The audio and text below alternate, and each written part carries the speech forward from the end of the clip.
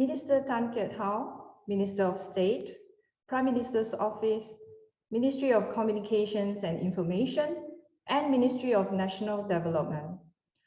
Dr. Tiong, former Mayor, Northwest District, former Member of Parliament, Bukit Panjang Constituency.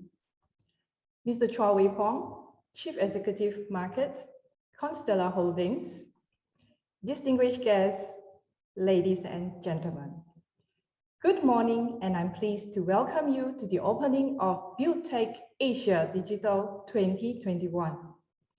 Organized by Sphere Exhibits, a subsidiary of Constellar Holdings, and the Singapore Institute of Building Limited, BuildTech Asia is an anchoring event for Singapore's built environment.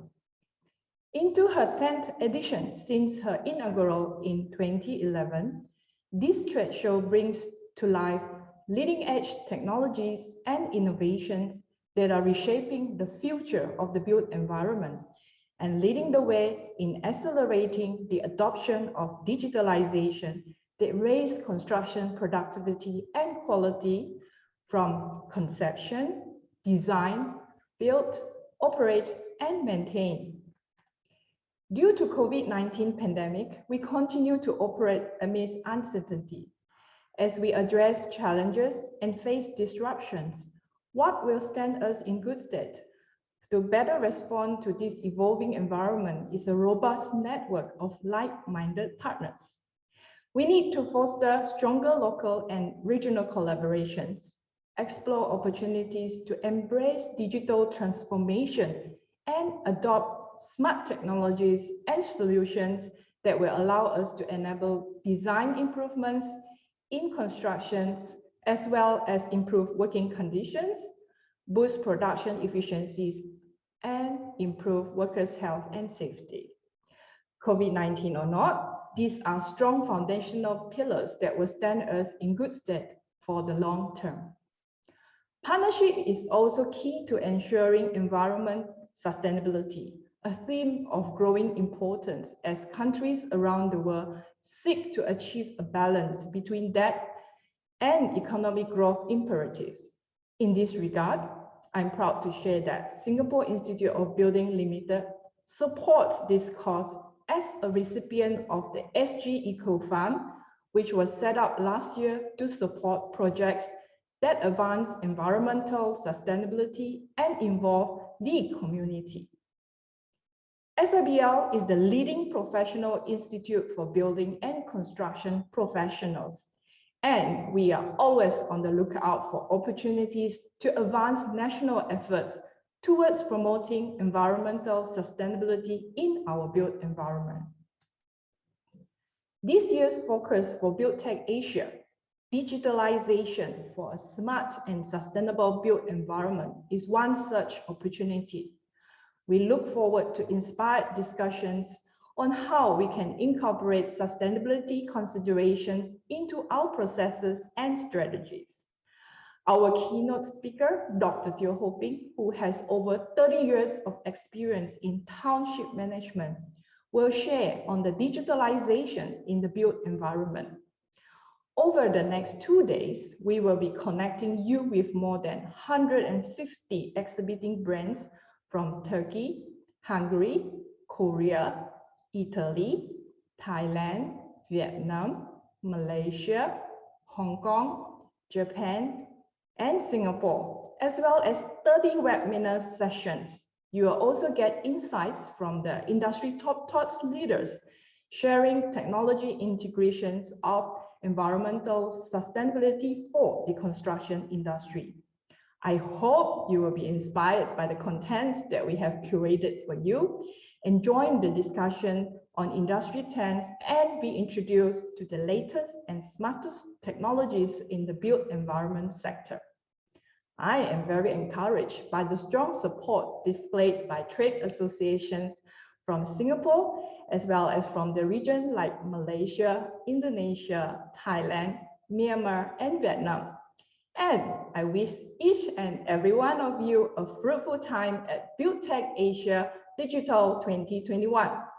I'm also looking forward to seeing all of you in person during the physical exhibition of BuildTech Asia in March 2022 at Singapore Expo next year. Thank you. Right. Thank you, Dr. Suzy, for the address. Next, it is our honor to have Mr. Tan Kiat, Minister of State, Ministry of Communications and Information, and Ministry of National Development joining us today. And let us welcome Mr. Tan for the opening address. Over to you, Mr. Tan. Dr. Teo Ho Pin, Honorary Advisor, Singapore Institute of Building Limited. Dr. Suzy Curtit, President, Singapore Institute of Building Limited. Mr. Chua Wee Pong, Chief Executive, Constella Exhibitions Private Limited. Ladies and gentlemen, a very good morning to all of you. It is my pleasure to join you in this special edition of BuildTech Asia. I understand that we have over 6,000 attendees joining us virtually from across the world. Let me extend a warm welcome to our friends from overseas. The focus for this year's event is on how we can accelerate the adoption of smart technologies. This is an important topic as raising construction productivity is a pressing concern for the built environment sector all around the world. According to a 2020 McKinsey report, annual productivity growth in the global construction sector for the last 2 decades was only 1/3 of the total economy averages. In Singapore, we have been working hard to raise productivity, and we do this through a strong public-private partnership. This is something we have been working on since the first construction productivity roadmap in 2010. More recently, we have set out our plans to improve construction productivity under the Construction Industry Transformation Map, or ITM, in 2017. Our efforts have borne some fruit. In the last decade, we have raised the productivity of our construction work sites by around 2% per year, or cumulative 19.5% over the last 10 years. So we have made good progress over the years due to the hard work and support of all players in the sector. However, COVID-19 has dealt us a huge blow. All across the world, not just in Singapore, construction works were severely impacted as countries took steps to manage the spread of the virus. Our priority was to work with the industry to ensure that construction work can continue safely. And technology played an important role. For example, we launched the BuildSG COVID Safe platform. This digital platform is used by our firms and public agencies to manage the movement of personnel into and within the work sites. It receives data from devices deployed all over the site and fuses this with the data from relevant government databases. Employers can more easily ensure that only approved workers who have fulfilled their routine testing requirements can enter the work sites, and thereby keeping these work sites safe. We have also tapped on Bluetooth-enabled trace-together tokens for contact tracing purposes. This allows us to ring-fence any potential cases of infection among our workers early, quarantine close contacts, and break the chain of transmission before the virus spreads more widely. We could develop and deploy these solutions quickly because of the investments we have made in digitalization over the years. At the same time, we introduced measures like regular testing, dedicated transport requirements, and vaccinations. These help to manage the risk of transmission in our construction workforce. I'm pleased to share with you that today, more than 75% of our COVID-19 workers have received at least 1 dose of the vaccine. And we have also vaccinated almost 90% of our recovered workers. We are in the process of fully vaccinating all our workers as quickly as we can. We have also provided significant financial support for our firms. This includes the $1.36 billion construction support package, various foreign worker levy waivers and rebates, wage subsidies for local employees under the job support scheme, etc. We have introduced unprecedented legal mechanisms to support affected firms. For instance, we provided firms with temporary relief from certain legal actions and a universal extension of time to complete projects. We have also required parties across the value chain to co-share certain cost increases. Due to these measures, the collective effort of all our firms, we are in a much better situation as compared to a year ago. We will continue to monitor and manage the situation, including the extended full movement control order in Malaysia. As we work to keep our sector going during these challenging times, we will also need to look ahead. And I urge everyone to turn adversity into opportunity and press on with the transformation of our sector. We believe there are three key themes in the next phase of our industry transformation. First, sustainability. Second, automation.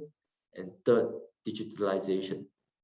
Let me share a little about how we are approaching these three themes. First, on sustainability. We are making a whole of nation push on sustainability with the Singapore Green Plan 2030.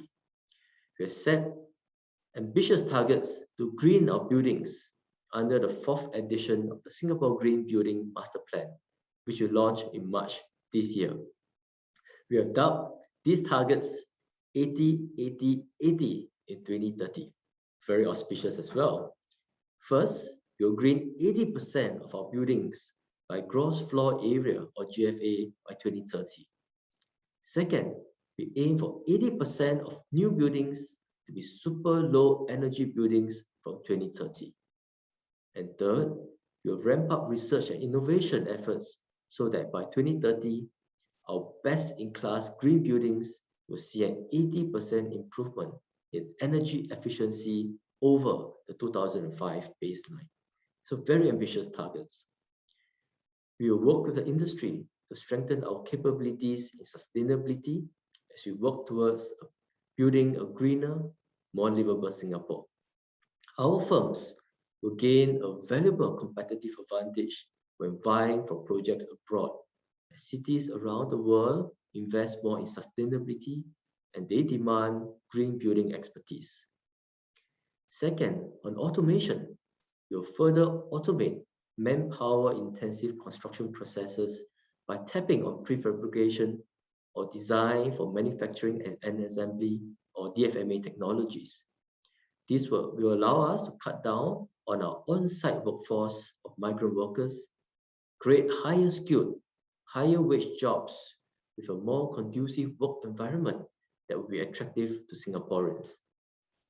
Through our construction ITM efforts, we have doubled the DFMA adoption rate in Singapore over the last 3 years, from 19% in 2017 to 39% in 2020. Moving forward, we plan to make DFMA the default building method for larger projects. For example, we will raise the minimum buildability score for large commercial, institutional, and industrial developments with GFA of at least 25,000 square meters next year, starting from April 2022. Together with industry partners, we will also invest in our workforce and train a core of local professionals in DFMA technologies. And thirdly, we will leverage digital technologies more intensively. Through integrated digital delivery or IDD, we are establishing a digital spine that will bring the different stakeholders across the various stages of the building life cycle together. This will enable a tighter collaboration between these stakeholders, from design to construction and even facilities management. Let me illustrate. At the design stage, building designers can leverage virtual tools to optimize the designs for prefabrication. This will improve the accuracy of their building designs and avoid abortive work downstream. During construction, builders can make use of advanced scanners to remotely monitor their work sites with greater efficiency. The data collected through these scanners could also provide project teams with smart insights on how to better utilize the equipment and workers and enhance site productivity. And even after the building has been built and completed, smart facilities management or smart FM can be deployed. For instance, through the remote monitoring and management of building energy systems, building owners can optimize their energy consumption based on building occupancy. And we will have to work closely with our industry partners to achieve all these outcomes. To this end, we have institutionalized a new form of industry-led partnerships between the public and private sectors, which we call the Alliance for Action, or AFAs for short. The AFAs adopt the agile approach to address large problems by breaking these down into smaller, actionable parts. For instance, the recently concluded Digitalizing Built Environment AFA focused on securing the commitment of at least 300 industry stakeholders to implement chosen digital platforms that interoperate with one another. The idea here is to start small by getting more progressive firms onboarded onto a common digital ecosystem. And to achieve this, the AFA had also played a leading role in developing standards for a common data environment. These standards have been integral in establishing the foundation for interoperability between the various digital solutions, as they specify what digital information is required for a project and how it can be structured. In the spirit of partnership, we have also established the Built Environment Accelerate to Market Programs, or BAMP for short, to accelerate the deployment of innovative solutions in the built environment.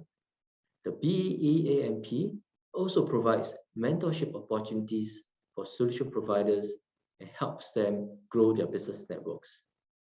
Today, I'm pleased to announce that we have awarded 11 new projects across 8 different solution providers for the third cycle of the BEAMP. For instance, the firm VR Collab has developed an augmented reality tool that will allow project teams to visualize and rehearse the on-site installation of the prefabricated elements before starting construction. This will reduce downstream issues with installation, as changes can be made by designers to avoid such issues. The tool will also allow workers to remotely assess building information modeling designs or BIM designs and data on site, which will assist them in the construction of the building. These collaborative efforts with the industry are crucial if we are to successfully transform. However, our construction industry is still facing significant headwinds. We have had to take quick action to quarantine workers and stop works to manage the spread of cases in the industry. This has affected worksite productivity. The industry is also grappling with a significant manpower crunch. The numbers of workers has decreased by about 15% compared to pre-COVID levels. The firms are unable to bring in sufficient new workers as we had to implement tight border controls to safeguard public health. The shortage of workers has led to cost increases for firms as well as project delays. Given this situation, we have worked with the industry to retain the workers we already have in Singapore. For example, the Singapore Contractors Association Limited, or SCAL, has set up a manpower exchange to match interested employers with workers whose work passes have expired with a previous employer who are willing to continue working in Singapore.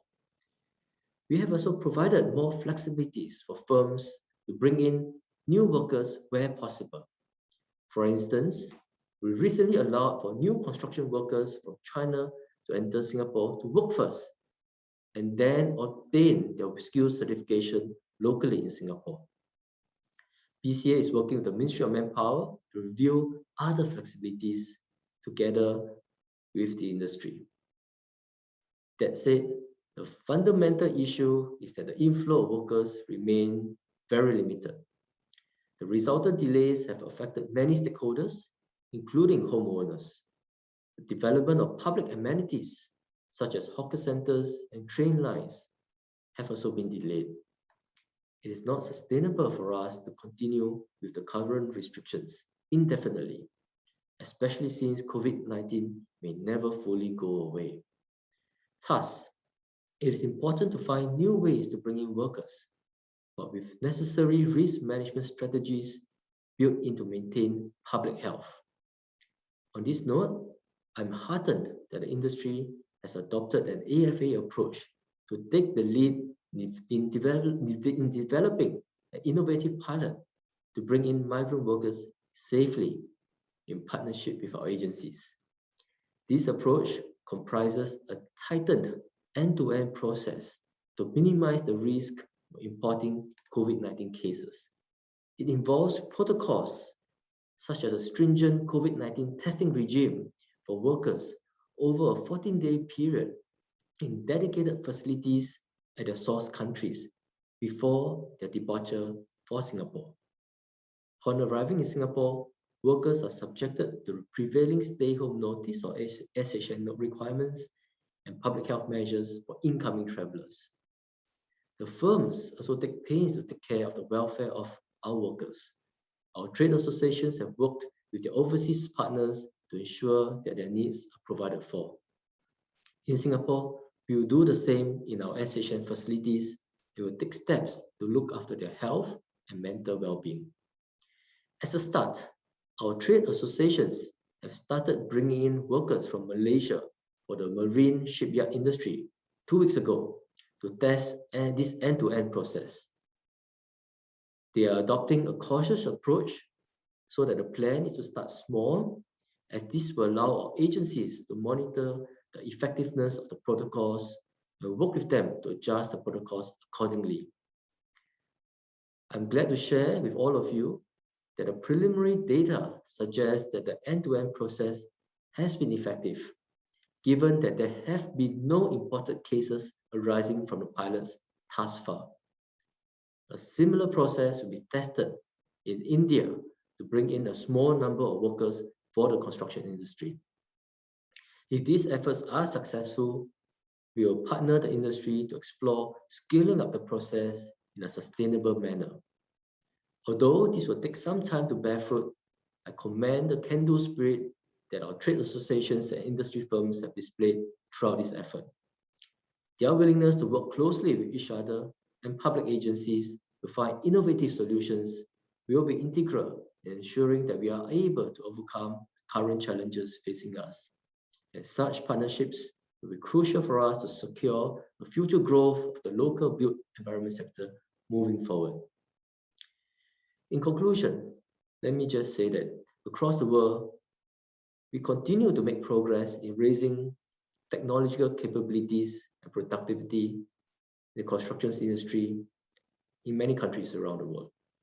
And the future remains bright for us if we can turn this crisis into an opportunity and work together, industry partners, associations, firms, our workforce, to develop our capabilities in the growth areas of sustainability, automation, and digitalization.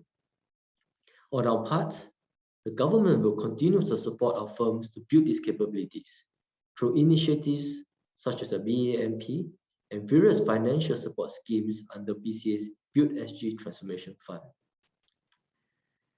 I am acutely aware that for our local firms, we are still dealing with an immense crisis of manpower shortages. This will remain our immediate priority as we continue to work with you to explore ways to bring in workers safely. I seek all of your strong support to continue working together with us to transform our industry for the new normal where COVID-19 is endemic. The smart technologies available here at BuildTech Asia 2021 will help you on your transformation journey. You can also check out the various webinars and panel discussions over the next 2 days. I wish all of you a fruitful conference ahead. Thank you. So next on agenda is the MOU signing ceremony. And let's move everyone virtually to witness this event. This signing ceremony is between the Singapore Institute of Building Limited, represented by Dr. Susie Katit, President of SIBL, and on behalf of the Federations of Myanmar Construction Entrepreneur Association, MCEF, we have the Vice President, Mr. U Tin Maunang. The ceremony will be witnessed by Dr. Teo Ho Pin and Ms. Shirley Chan. Allow me to share the background of this MOU. The first MOU signed between SIBL and MCEF was in 2014 and renewed in 2017. And this is their second renewal. Congratulations. The purpose of these collaborations enable the exchange of information and knowledge between both organizations. It is a mutual collaboration among their members to promote business development related to building construction and management between the two countries.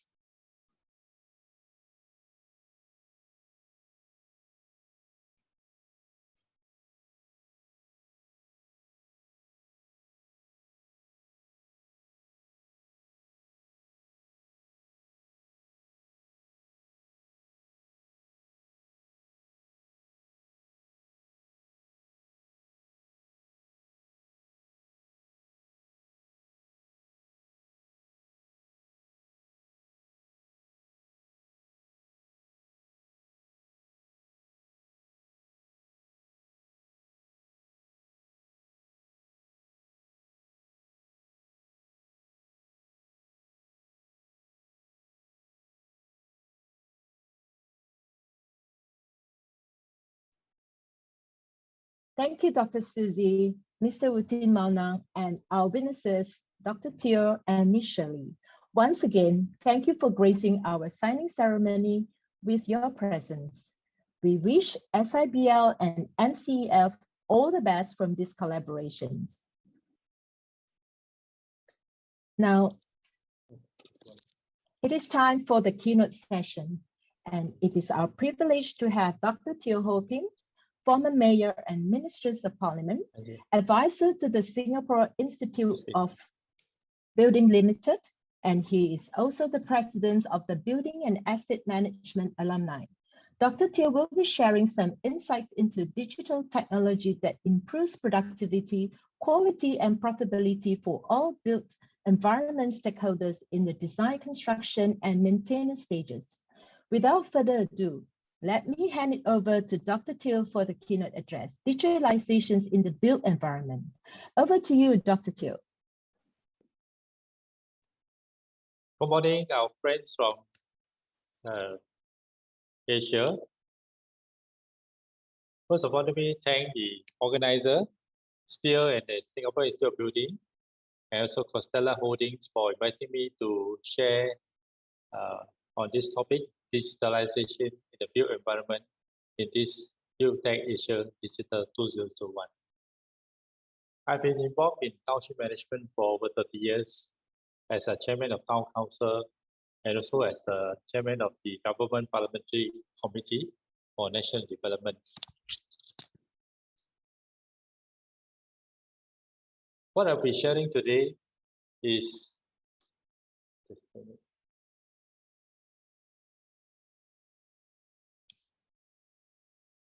this will be the outline of my sharing today.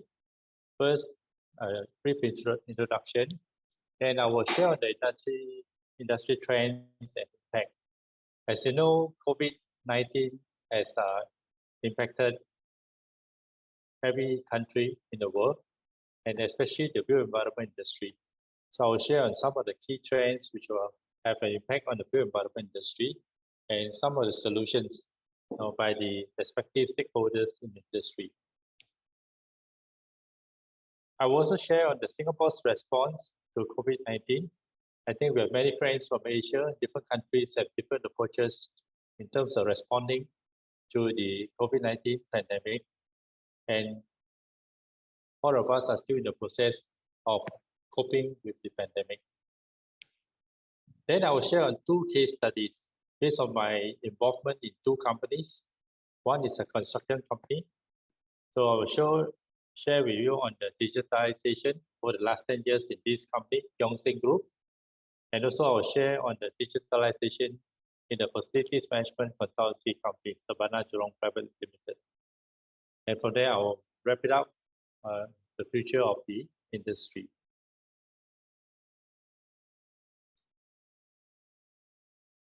This is a nice scene of Singapore. As you can see, Singapore is a very built up environment. Over the last 60 years, Singapore has developed into a very high-rise, high-density, and high-tech built environment. Singapore is a very small city-state of about 730 square kilometer land area. So as you can see, over the years, we have actually built a very compact environment, and we do face different challenges to maintain the environment and to continue to upgrade the built environment. So Singapore also aspires to be a smart and sustainable city, and also to be a world-class city, a business hub, for businesses to invest and to do their businesses in Singapore, and also for Singaporeans and residents in Singapore to live, work, and play in a high-quality living environment. The Singapore government has actually set up a Smart Nation and Digital Office under the Prime Minister Office in 2014, about 8 years ago. I think the government has this vision of making the country a smart nation. So I would say over the last 8 years or so, right, the various government agencies have been crafting out policies, legislation through Parliament, and also implementing a lot of innovative ideas to build smart and sustainable towns in Singapore. So what are the key industry trends and the impact on the built environment industry? The first is, of course, COVID-19. This is something which everyone, every stakeholder in the built environment industry is very concerned with. Is it going to be a pandemic or is it going to be endemic? We have already experienced over the last 18 months of the outbreak. And how long is this going to last? So if it's going to be endemic, what are we going to do? Secondly, there has been a lot of talk on climate change. So climate change has different impact on different cities and countries. So what are the risks? Are they high risk or are they low risk to the built environment industry and also to the respective cities and countries? Third, we are seeing a trend in the transformation of cities. With rapid urbanization, you find that a lot of people are living in cities and a lot of cities are facing many challenges. So many cities are aspiring to be smart and sustainable cities. So what can we do in terms of built environment professionals to help cities to transform and to become smart and sustainable?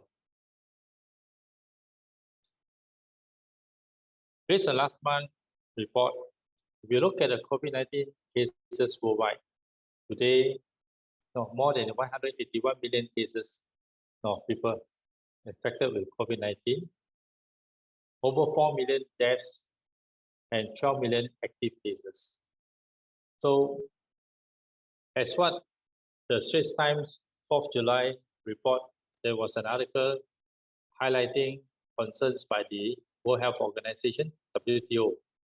WTO stated that the world is in a very dangerous period, especially due to the Delta COVID-19 variant. So over 90 countries are affected. So this is going to have a lot of repercussions on the business community and also on the people. So the built environment industry is also badly affected by this pandemic or endemic. In Singapore, we also have experienced quite a big change in terms of climate. We have seen average temperature rising over the years. It's becoming hotter, right? So this is something which many countries are also experiencing in terms of heat wave, weather conditions, or heat dome, as what some coastal cities are facing. So with heat wave coming, it will affect many people, right? In fact, it causes some fatalities in some other countries. So extreme weather conditions will have a lot of repercussion on the built environment. It can be heat wave, it can be floods, it can be droughts, it can be hurricanes, typhoons, disease outbreaks. So as built environment stakeholders, we have to see and we have to assess what are the risks to our industry. So in terms of natural disaster risks, which will cause damage and also injuries and deaths to people. It could be a water security risk faced by different countries. Singapore has also experienced water security risks. It could be energy risk, right? There are disruption in terms of supplies of energy, and what are the risks in the built environment industry. It could be food security risks, as many countries are facing disruption in the supply of food. So many governments and the government agencies are beginning to relook into their food security plan and to build resilience in the food supply within their country. And of course, with climate change and rising sea level, there are some low-lying countries, right, where the land area is low, below sea level. You find that they face existential risks, right? There will be rising sea level and coastal areas may be flooded, and that will affect lives and property and so on. So what is actually a smart and sustainable city, right? Many people are talking about smart and sustainable city, but actually what does it entail? So a lot of people are looking into digital technology applying to different aspects of a city so that they are able to have lots of sensors, a lot of alert system, monitoring system to make sure that the city is efficient in the utilization of resources. So this is one way of applying smart technology into a city. And in terms of sustainability, how does it put in the system where you can consume resources, right? You can consume resources in a sustainable manner.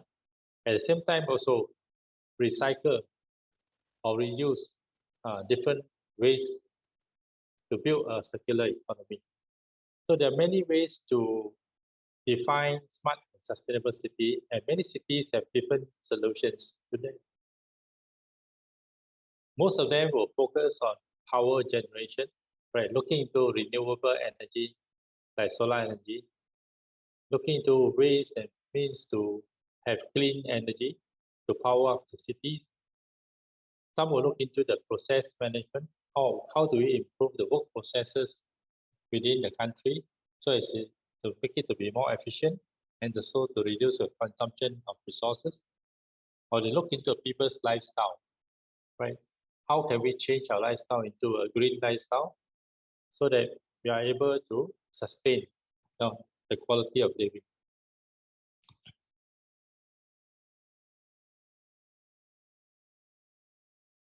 The last 18 months, we have experienced quite a bit of impact in the built environment industry due to COVID-19.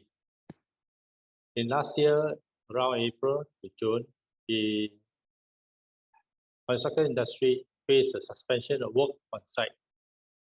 Over 4,000 work sites have to stop work, and that caused quite a lot of disruption to the progress of projects. And we had an outbreak in our foreign workers dormitory, and over 300,000 foreign workers living in purpose-built and factory-converted dormitories were affected. So the government has to come in to support the industry. We have to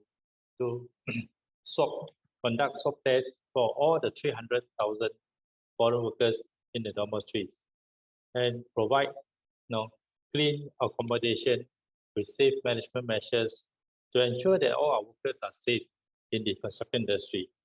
That was a very big exercise, and we actually need the support from all the stakeholders to cooperate, to work together. And that was a big exercise where we mobilized the whole country's resources to help to conduct swab tests for the over 300,000 foreign workers.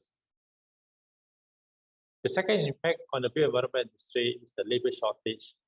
Because of the COVID situation, there are concerns by family members of some workers. As a result, some of the workers have gone back home, right? And we do face a shortage of foreign workers in Singapore.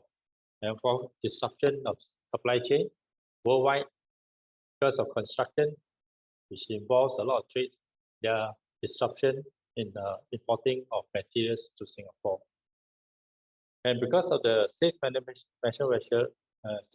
measure, there's default work at home. And that again has quite a bit of disruption in terms of productivity at the office and in terms of coordination of work. And with the government coming in to implement safe management measures in the industry, right, to adopt containment, decongestion, and isolation strategy, you find that the stakeholders in the built environment industry have to adjust all their work processes and take precautions to safeguard their work sites. So what's the Singapore's government's response to COVID-19? First, the ministry set up an industry engagement work group chaired by two ministers, the National Development Minister and the Manpower Minister. I think it is important that the government agencies take the lead with the various authorities and the trade associations to actually discuss how can we move forward to cope with the COVID-19 pandemic. And that has been ongoing till today, right? I myself, I'm involved in this work group, and there are a lot of things, a lot of suggestions, good ideas from the industries to take measures to ensure that projects can continue at all our work sites. And the job support scheme is a government scheme to support wage subsidy for Singaporeans and PR, and that helps the company to survive, to save jobs, for Singaporeans and PR. There's also a foreign workers rebate and waiver that helps to lower the cost of operations for the companies. And the government has also passed a COVID-19 Temporary Measures Act to provide some framework to protect all stakeholders in the built environment industry, such as providing extension of time, prolongation costs to help various stakeholders who are affected by the COVID-19. And more importantly, the government has a one-stop agency, which is the Building and Construction Agency, which is a one-stop service for the whole industry, and it coordinates all the efforts in terms of safe management measure. And BTA has come up with this navigator, which will help all the different stakeholders to actually go through a set of procedures and information portal plus hotlines to restart their project. This is important because at that time, in around June, there was a lot of confusion among the stakeholders. So it is important to have one-stop website navigator to guide the industry stakeholders. Now I'll share on the two case studies. One is digitalization in the construction, right? Tiong Group has been in construction for the last 60 years. We are actually a developer, contractor, and also an engineering service provider. So over the last 10 years, Tiong Holdings have actually invested and also built capabilities in digital technology. So today, we are in a position to provide a one-stop digital service solution to our clients. So what does this platform do?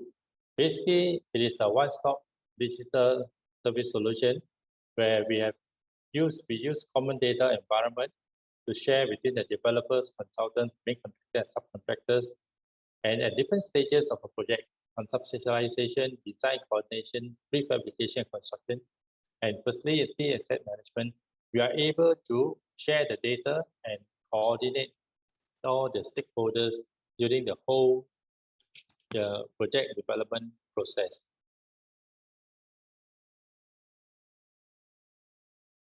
So there are three main areas of digital application in the construction.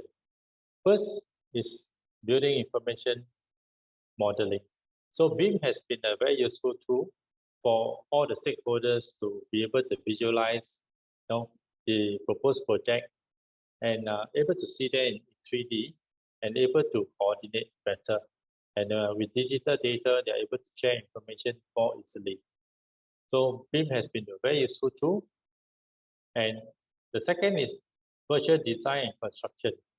By providing 3D modeling and involving the stakeholders, you can actually have a virtual immersion into the build facility, and that helps especially the clients to better understand the construction of their project. And third, of course, integrated digital delivery, as what the minister has mentioned. With digital data, we are able to coordinate the drawings with the manufacturing process. And that helps in terms of data transfer, in terms of planning for the manufacturing of the precast components. So in the conceptualization stage, we are able to share with our clients, especially to BIM. We can show them the construction methods, temporary works design, and the type of construction technology we are going to use for the project.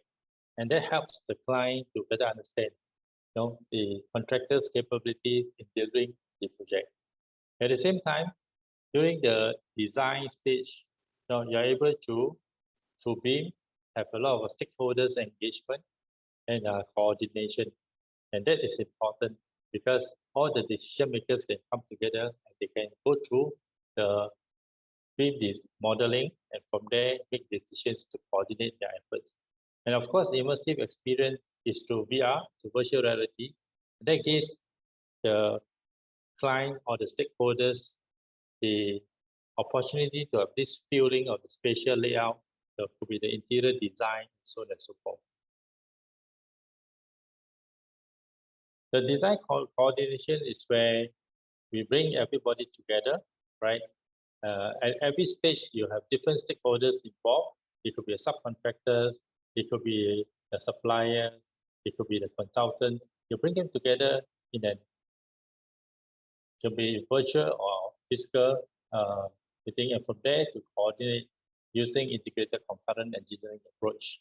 And that has helped to reduce a lot of robotic work and enhance coordination. So using cloud computing, we are able to collaborate with all the various stakeholders, architects, the builders, all the consultants, contractors, and so on.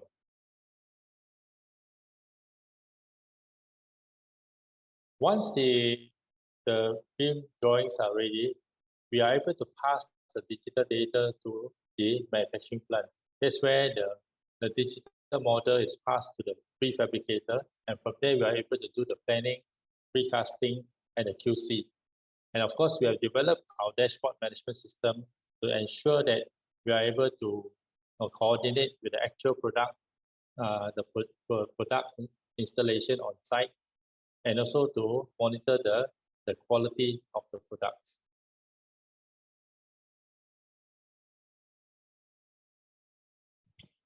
At the same time, we have at the back end the support service, which is the B2B platform, where the main contractors and suppliers have a common platform with our bankers to actually allow all the digital invoicing, POs, BOs, payment, and so on. So that helps in terms of coordination with our suppliers. The other thing which we have done is after you have built the facility, you have the as-built drawing, you are able to pass this data to help to inventorize the assets for the facility. And that is useful right? So we can base on different standard like COVID standard to inventorize all the assets. For example, this one has four tiers. You have a level. This asset in which story, the room number, which room number, what is the asset code, and the serial number for the asset. So this helps the facilities managers to actually, build a digital database for their assets. We also take the process to actually build capabilities for our subcontractors in the digitalization journey, right? The second example is case study using Sabana Turong Private Limited, it's basically one of the largest consultancy firms in Singapore. How we apply a digital platform, right, which is the 24K integrated platform to facilitate facilities management services. So basically, we focus on 4 areas. This platform helps to bring across 4 areas of coordination: safety, security, sustainability, and facilities management. And you can actually look into how we can optimize our resources through various areas. First, if you look at the user experience, this platform to provide good user experience in terms of access control, so on and so forth. Yeah, second area, of course, is digital twin. It's able to plug in to apply digital twin. It is supported the ISO 37100 on sustainability for cities and communities. This platform is open to be able to support multiple brands, and we have an integrated ops center to monitor all the data real time, and there's a common data environment to share data, and we do data analytics to analyze and improve on the services. So these are some of the projects we have done in terms of asset monitoring for LTA. This is the real-time island-wide condition monitoring of M&E assets for LTA, 800 equipment, 10 assets, 150 sites. We have a lift monitoring system for the town councils, 26,000 lifts across 17 towns. We have the facilities management for the e-inspection system for Changi Airport Group. I have a BIM FM for visualization of BIM for facilities management. We have an integrated estate management system which combines all the essential operations for estate management into a single platform to facilitate town management. And we also have the pandemic management where we have contact tracing facilities to help the stakeholders to actually monitor the movement of their workers. So this is the one, the asset monitoring by for LTA. As you can see, there are different types of equipment. This is the dashboard monitoring system for lift. We actually monitor 26,000 lifts real time, and we are able to identify connect lifts, lift breakdowns, different components of lift breakdowns, and the complaints for the different lifts, and also the performance of different lift companies. This is the e-inspection system which is deployed in Changi Airport Group, basically for the inspection of their facilities and also to improve the response time.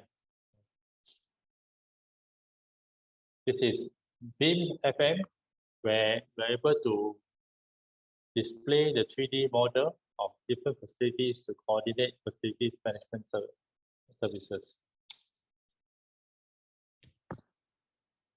The integrated estate management service has been adopted by the town councils for many years. It provides a platform to coordinate all the estate management functions, especially on the complaint management system, the contractor performance system, and also to provide a dashboard management system in terms of analyzing the data so that we can respond better to our residents in terms of providing better quality services, and also to do data analytics to improve our services to the town councils.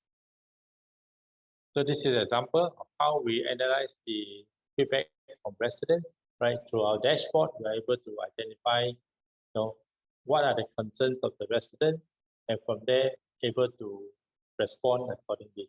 So we look at a number of cases, which constituency having what sort of feedback, and by the block, and we can monitor the resolution time and the different types of defects, different categories, and the performance of our contractors. Besides that, we also can do data analytics to actually do sensing, right? Based on the language analysis, we are able to have some ground sentiments to understand whether our residents or our clients are happy in terms of the town council services or facilities management services, and that helps to provide information in terms of formulating of policies or reviewing of work procedures and SOPs. So this is another example how sentiment mining data visualization for township management will help the township management team to improve their services in their respective town. So this is all through digitalization, looking at data and analyzing the data. So what's in for the future? As you can see, digitalization is going to stay, right? And you find that many cities and many countries will have many sensors and intelligent features in their built environment. So you can range from monitoring of air quality, both outdoor, indoor, to monitoring of equipment. It can be different types of equipment. It can be pumps, it can be electricity, right? It can be cooling towers. It can be also monitoring disease outbreak in the community. You can check on the air quality, especially indoor air quality. You have got sensors for security purposes, for flood detection, right? And there's a whole suite of sensors in the built environment in the future. And all this will be able to provide digital data for us to better manage cities. So what is important is that 24K helps to integrate all these IoT devices. It is important to provide a single platform that is open and in modular form and can support multiple assets scalable, so that you not only can support one facility, but also can support the entire city. So 24K is one example of a digital platform that can enhance the visitor experience, can help to optimize your digital workplace, can provide digital facilities management services to improve efficiency and improve customer service delivery. You can integrate different estate management functions through this platform. For example, security, right, alert system, visitor management system, or you can integrate now other services into your facilities management. Okay, with that, I think I will end my keynote address. I hope the two case studies on digitalization in construction and facilities management will provide insights into what the future lies for smart and sustainable cities. Thank you very much. Thank you.